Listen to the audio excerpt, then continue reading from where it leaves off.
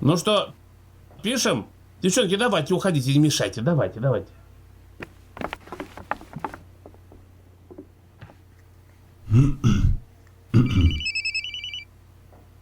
Алло. Да, одну минуточку, сейчас, одну минуточку.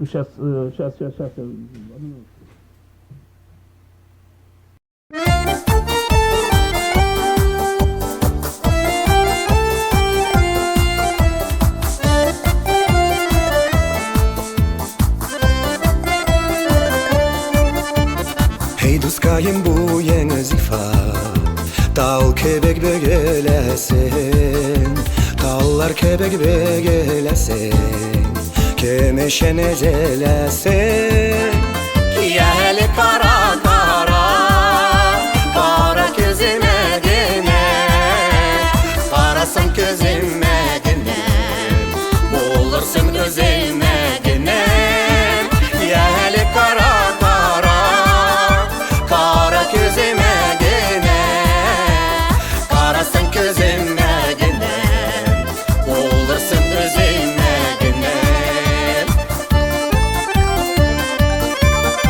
Hey duskayım alıp varam Çok şişme sularına Çişme su şifa diller Yürek yer sularına Yeli kara kara Kara gözüme gene Karasın gözüme gene Bulursun gözüme gene Yeli kara kara Kara gözüme gene Karasın gözüme gene Bulursun gözüme gene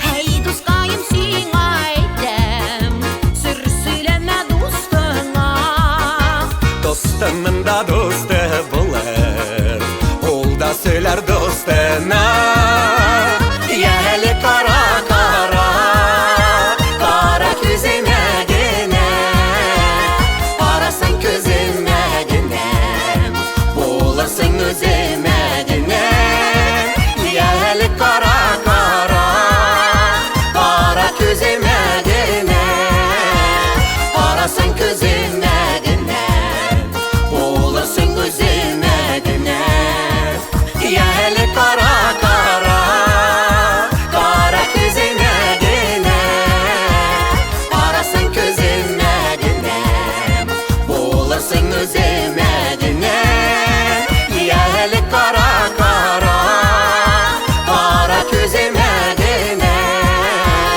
Karasın gözüme gene Bulursun gözüme gene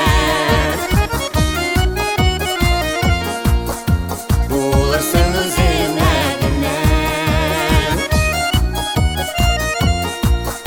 Bulursun gözüme gene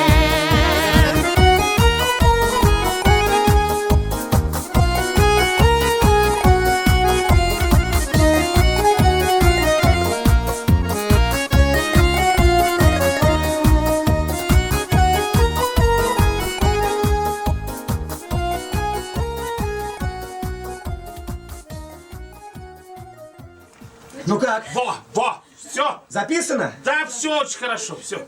Может еще разок? Ну, Давайте может, еще разок, мне так понравилось.